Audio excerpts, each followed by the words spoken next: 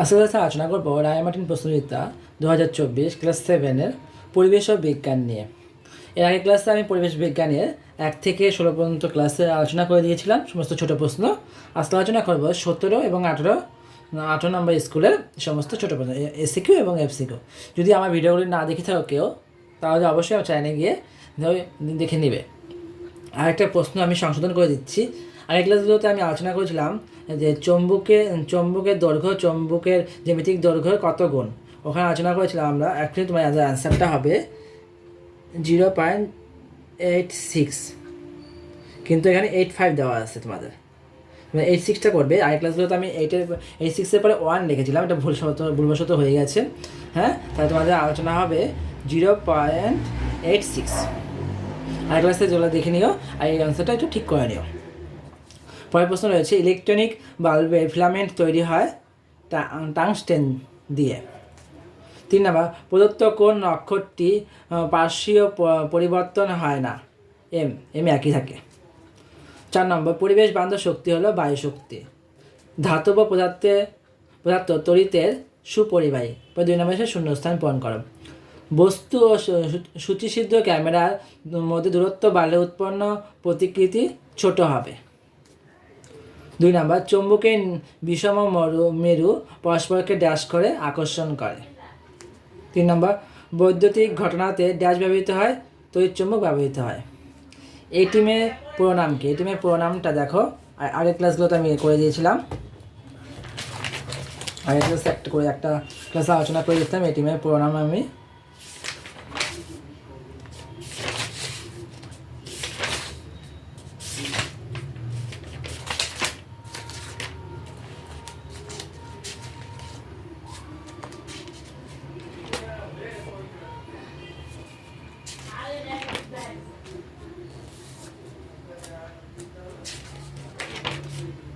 দেখো এই টিমের পুরো নাম আগের ক্লাসে আলোচনা করেছিলাম আমি, অটোমেটেড টেলার মেশিন।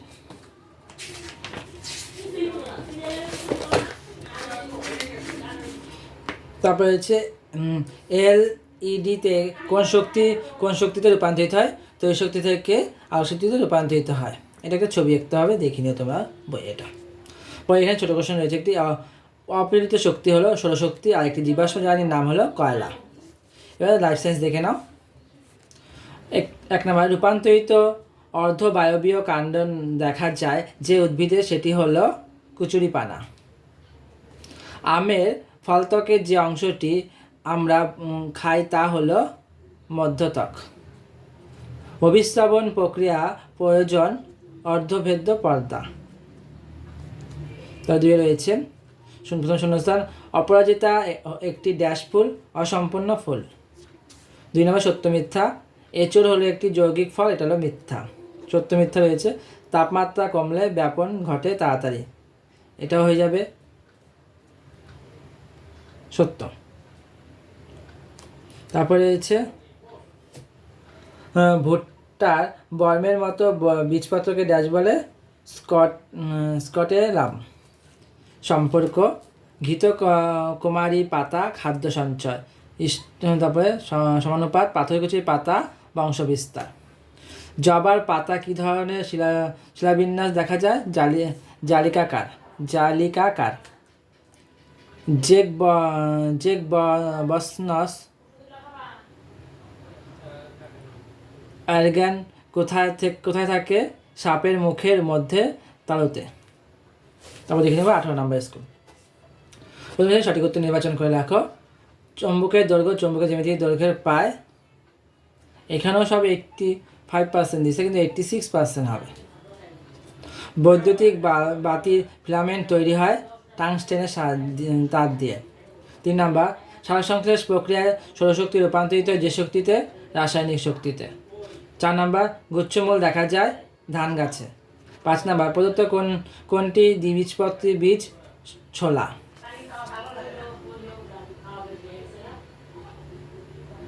ছায়া প্রচ্ছায়া বলতে কি বুঝো?